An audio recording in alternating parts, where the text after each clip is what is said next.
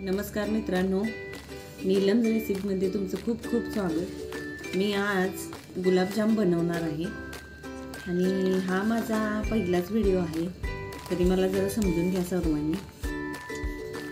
हे बघू शकता तुम्ही, मी हे गुलाबजामुनचं गिट्स आणलेलं आहे, बोबिनचं आहे हे गिट्स। ते खूपच छान आणि होतात आणि हे बाजारामध्ये फक्त 120 ला 2 गिट्स मिळतात, बाय 1 गेट 1 फ्री। त्यामुळे मी हेच वापरते नेहमी। इथे खूपच छान गुलाबजाम बनतात। हे बघा, आता हे असं पीठ होतं, यात जरा मी पाणी घालत थोडं थोडं घालत हे मळून घेत आहे। यामध्ये तुम्ही दूध पण घालू शकता। माझ्याकडे आता दूध नाही, दूध माझं संपले। आता मार्केटमध्ये एवढ्या वेळाने दूध मिळत नाही, त्यामुळे मी आता पाण्याने मळत आहे। पाण्याने मळ, त्यामुळे असं काही नाही की दुधातच मळलं पाहिजे। हे बघू शकता तुम्ही। हे बघा, आता हे पीठ मळून तयार आहे, गुलाबजामुनचं पीठ। हे आता एकदम मऊ मऊ असं मळलेलं आहे मी। हे बघू शकता तुम्ही, बोट पटकन आत जाते ह्याच्यामध्ये। असं खूप मऊ मऊ मळून घ्यायचं, थोडं थोडं पाणी घालून हे मळून घ्यायचं आणि एक 2च मिनिट ठेवायचं याला। तर लगेचच गोळे करायचे, कारण जर हे गोळे लगेच केले नाहीत पटकन, तर हे पीठ असं घट्ट घट्ट वाळायला चालू होते, लगेच घट्ट घट्ट व्हायला। मग त्यात नंतर आणि पाणी मिक्स करावं लागतं, परत मळावं लागतं। हे आता बघा, थोडंसं मी तेल साईडला घेतले आणि हे तेल जरा हाताला लावायचं आणि मग गोळे बनवायचे।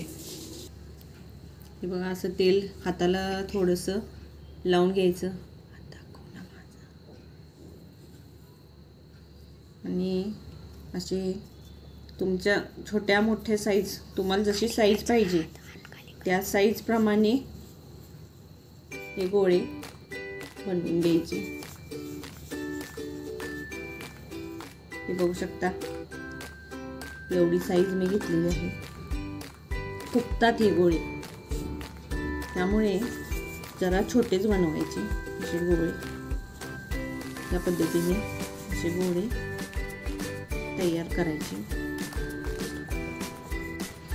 हे बघा, आता हे अशा पद्धतीने गोळे बनवायचे चालू आहेत आणि एकीकडे मी आता चालू केलेलं आहे व त्याच्यावरती अशी कढई तापायला ठेवलेली आहे।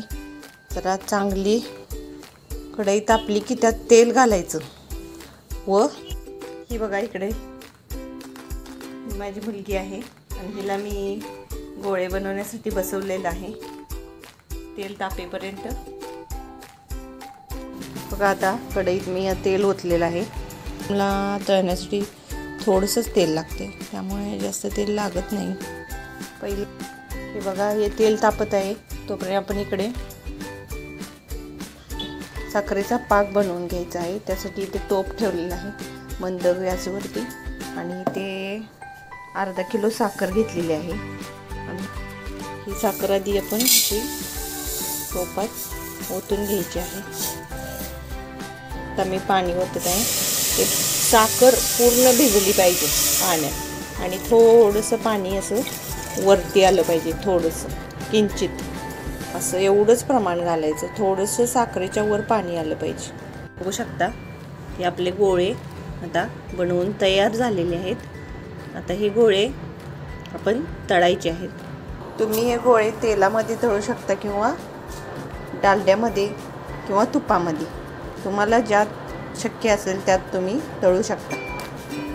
इकडे साखरेचा पाक बनत आहे, गोळे टाकलेले आहेत त्यात आणि गॅस एकदम बारीक केलेला आहे। मंद आचेवरती हे तळून घ्यायचे आहेत आपल्याला। ते लगेच, जर गॅस फास्ट केला तर हे गोळे आपले वरून फक्त ब्राऊन कलरचे होतात, असे लालसर तपकिरी कलर येतो आणि आतून कच्चेच राहतात। त्यामुळे हा हे गुलाबजाम आहे ते बारीक गॅसवरतीच तळायचे, मंद आचेवरती एकदम। बघा तुम्ही, छान कलर आला याला एकदम. इकडे हे पाक तयार होत आहे. अजून यातली साखर अजून विरघळलेली नाही. पूर्ण साखर विरघळून द्यायची. बघा याला आता असा ब्राऊन कलर आलेला आहे. याची बाजूला काढून घ्यायची. आपल्या पाकाला एकदम उकळी आलेली आहे. आता ह्या गॅस आपण ह्याचा सुद्धा बारीक करून घेऊया, नाहीतर हा पाक पुढे जाऊ शकतो. आता यावर सगळे आपण काढून घेऊया. अशा पद्धतीने सगळे आपण गुलाबजामुन तळून घ्यायचे आहेत.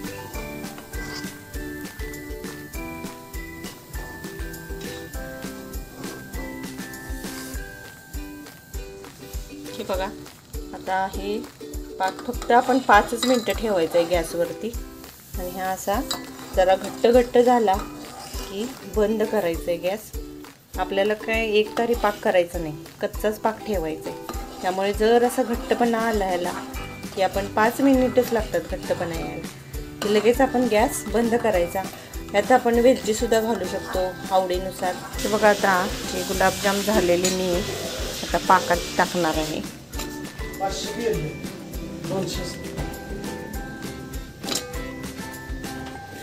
बघू शकताय तुम्ही की आता मी गुलाबजाम पाकात टाकत आहे.